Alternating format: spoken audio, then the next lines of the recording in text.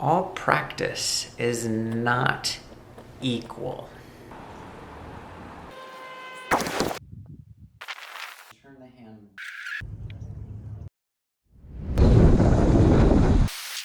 Practice, practice, practice. They like to say this quote a lot. Practice isn't the thing you do once you're good. It's the thing that you do that makes you good. This is the 10,000 hour rule thing that Malcolm Gladwell talked about in his book, Outliers. It's, where he talks about how the Beatles got famous because they played 10,000 hours in strip clubs in Germany.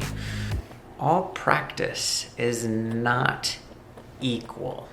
It's the quality of the time practicing, not the quantity. Look, we've got 10,000 hours, or 10,000 steps, or whatever. But to put this into perspective, a urologist, they're going to spend about 18,000 hours so that they can look at your hoo-ha.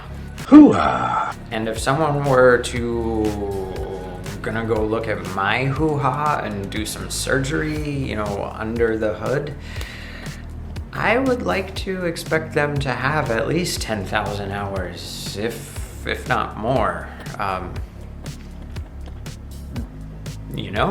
It's your hoo-ha. Hoo-ha! Oh yeah. So this idea of 10,000 hours, it originated from a 1965 Japanese commercial for a pedometer. It has no scientific basis. There's nothing backing it. It's just an arbitrary number. And not all practice is equally helpful.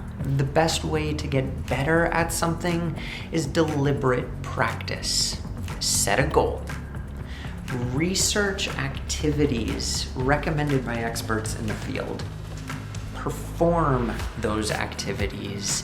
Identify weaknesses and get out of your comfort zone. Have someone hold you accountable.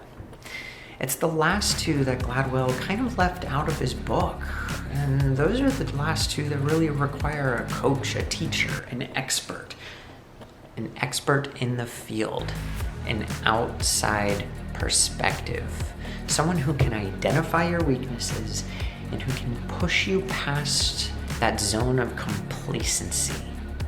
So I get asked about flexibility and mobility and how-to videos, and I see these questions on Reddit and Facebook and in Yoga Journal magazines, and they all address or try to answer these questions, but the problem as I see it is that they address a general. They don't address your specific needs, your specific weaknesses. So if you want to get better, it's not practice, practice, practice. Like a lot of people quote Patabi Joyce's saying, practice with a goal in mind. Practice with a specific movement that targets your individual weakness. And practice beyond your comfort zone. Practice beyond that smug, uncritical satisfaction in your achievement.